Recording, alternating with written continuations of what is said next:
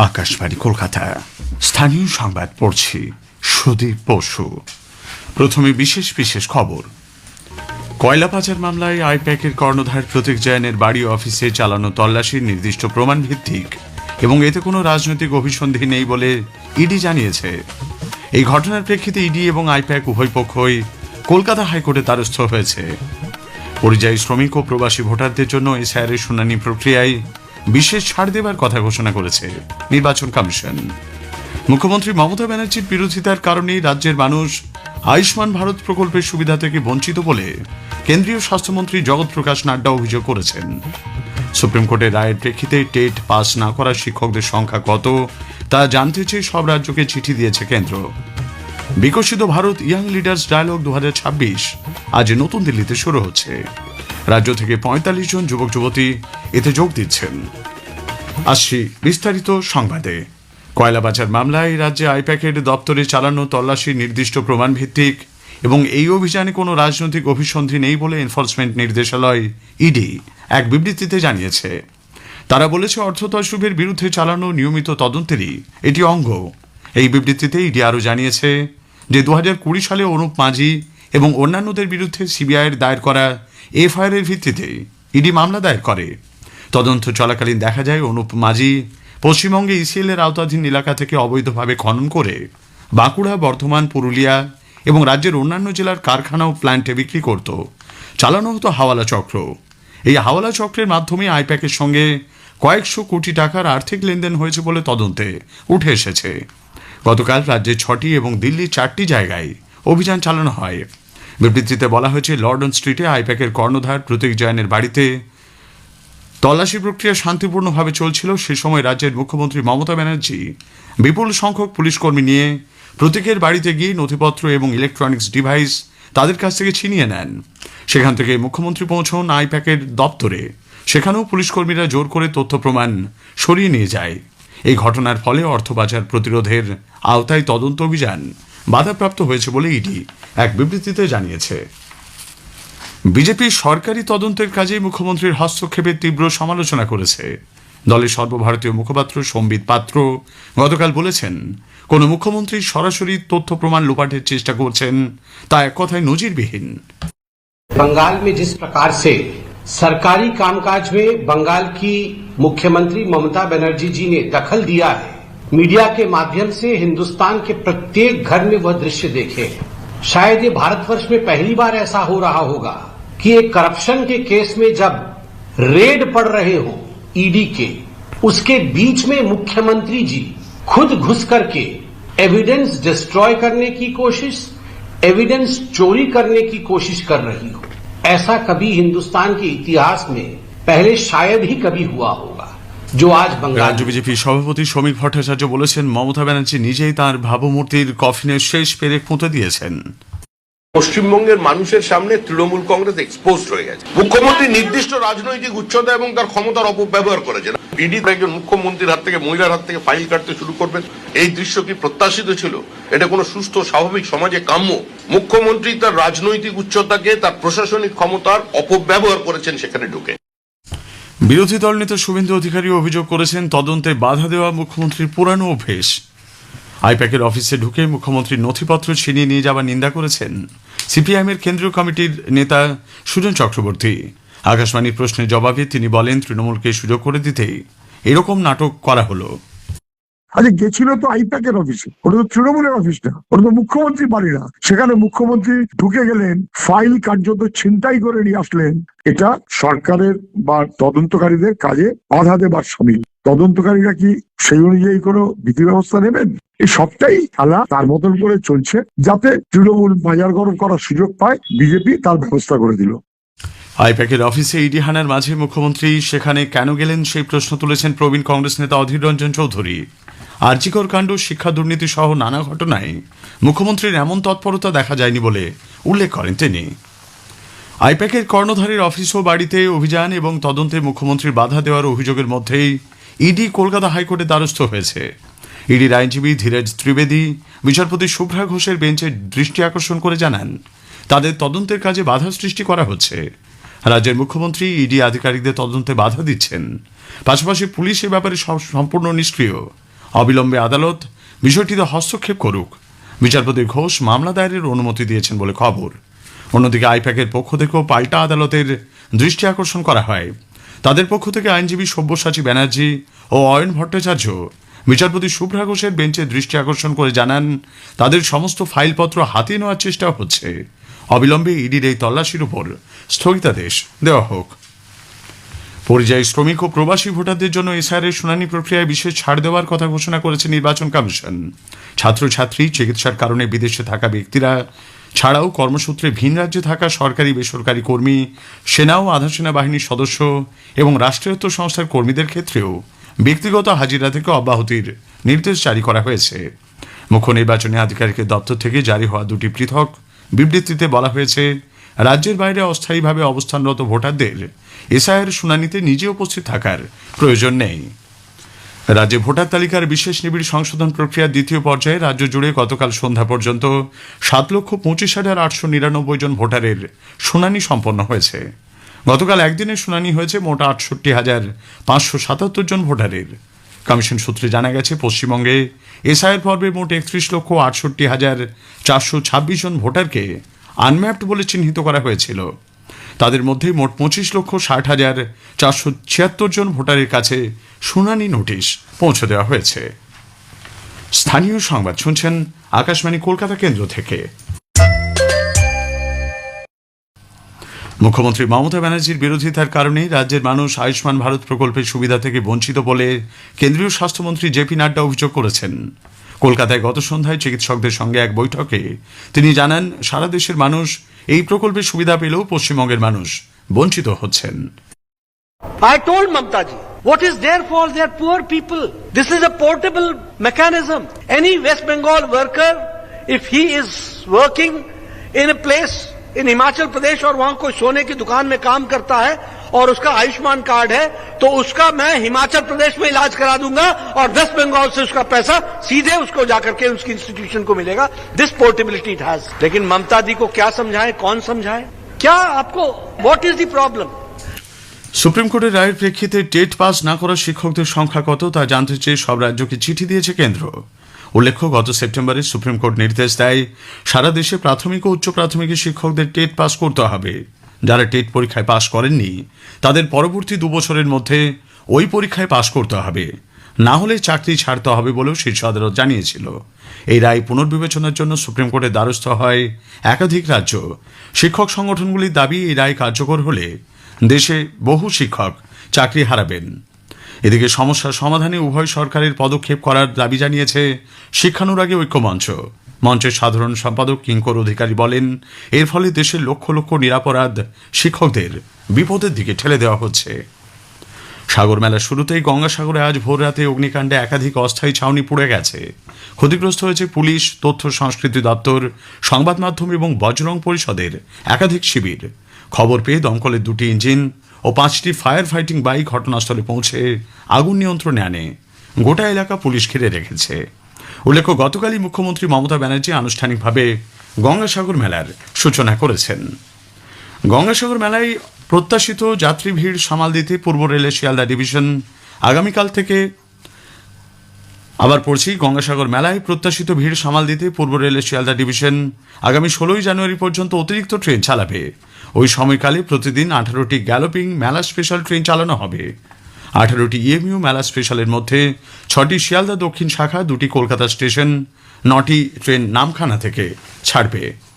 নতুন দিল্লিতে আজ শুরু হচ্ছে Viksit Bharat young leaders dialogue 2026। Bharat মণ্ডপমে অনুষ্ঠান চলবে 12 জানুয়ারি পর্যন্ত। পশ্চিমবঙ্গ থেকে 45 জনের বেশি যুবক যুবতী এতে অংশ নিচ্ছেন।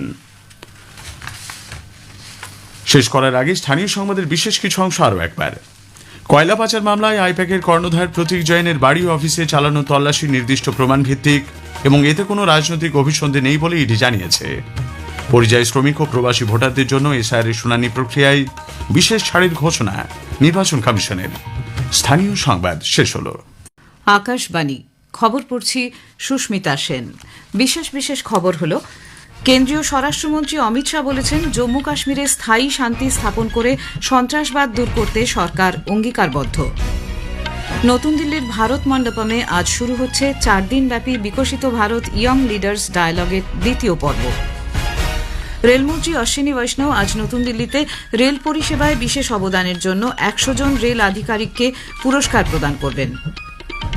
নির্বাচন কমিশন পরিযায়ী শ্রমিক ও প্রবাসী ভোটারদের জন্য এসআইআর প্রক্রিয়ায় বিশেষ ছাড় দেওয়ার কথা ঘোষণা করেছে।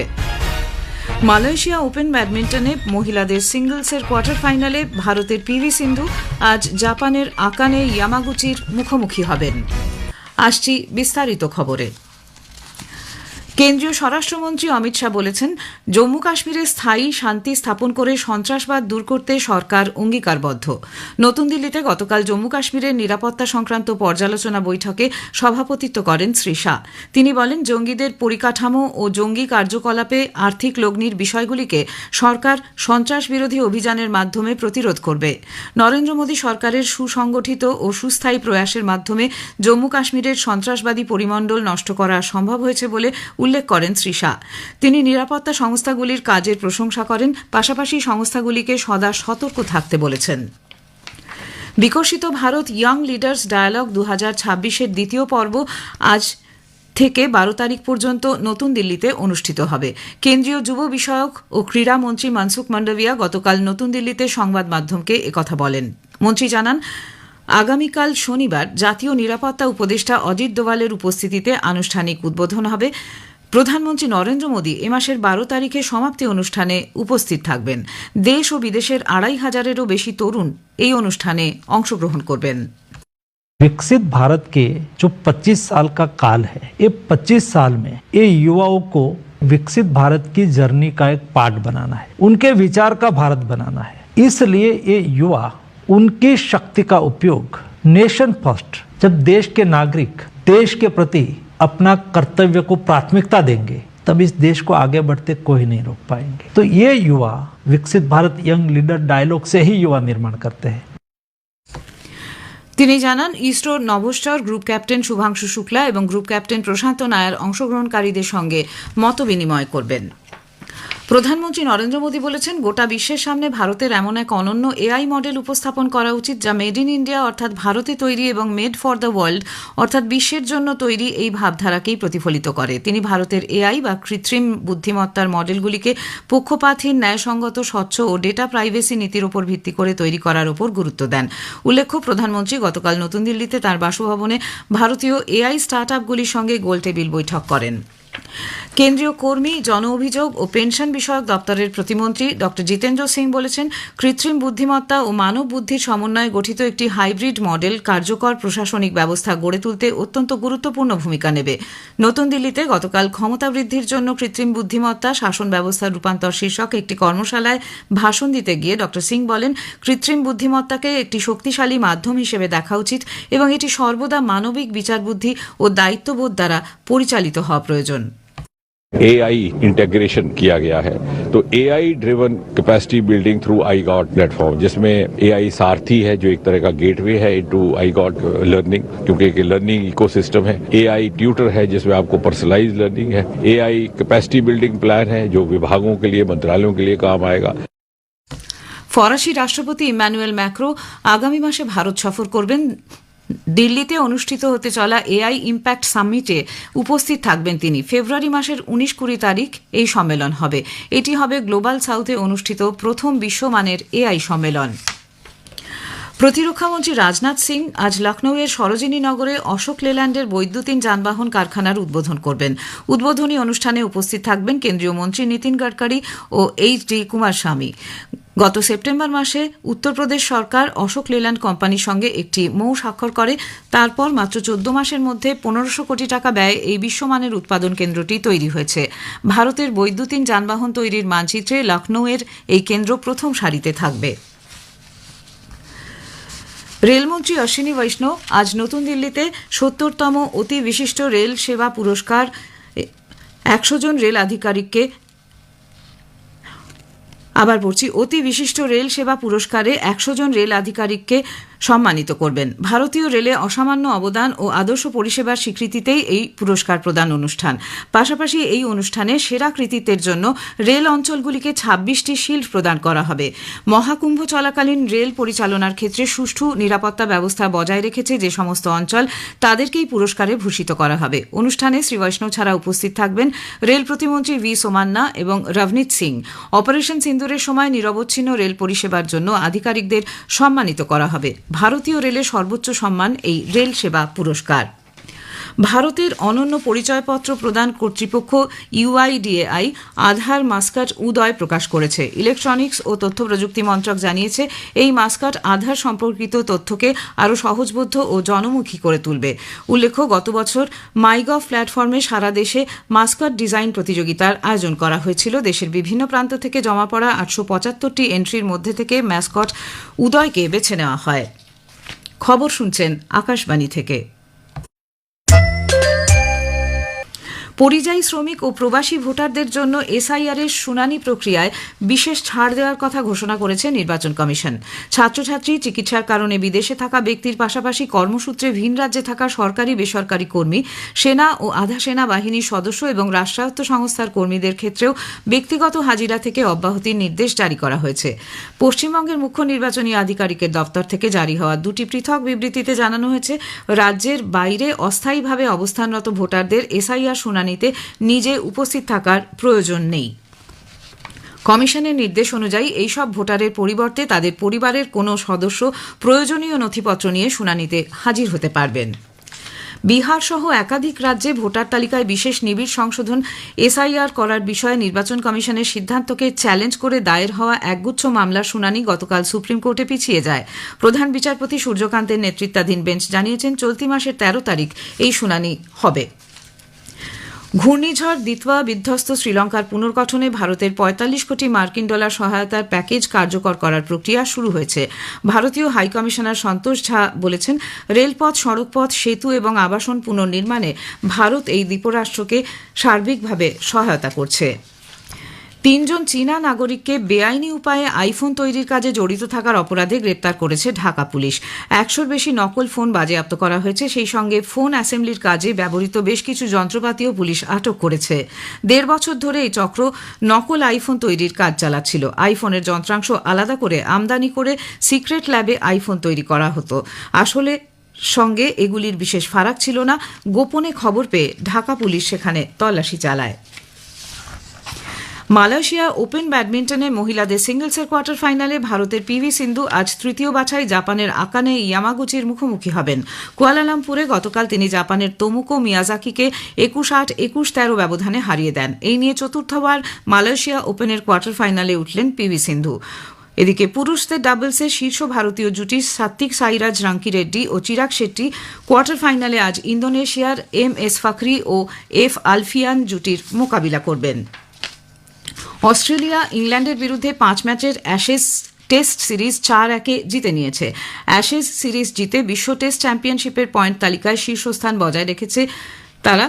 বিশ্ব টেস্ট চ্যাম্পিয়নশিপের 8টির মধ্যে 7টি টেস্টে অস্ট্রেলিয়া জয় পেয়েছে। তালিকায় 6ষ্ঠ স্থানে রয়েছে ভারত। ভারতীয় আবহাওয়া দপ্তর পাঞ্জাব, হরিয়ানা, চণ্ডীগড়, রাজস্থান, মধ্যপ্রদেশ, বিহার, হিমাচল প্রদেশ, ছত্তিশগড়, ঝাড়খণ্ড, ওড়িশা ও উত্তর কর্ণাটকে আগামী 2 দিন শৈত্যপ্রবাহের পূর্বাভাস দিয়েছে। উত্তর পশ্চিম এবং পূর্ব ভারত ও গুজরাতে আগামী 7 দিন জুড়ে সর্বনিম্ন তাপমাত্রার কোনো পরিবর্তন ঘটবে না বলে জানানো হয়েছে।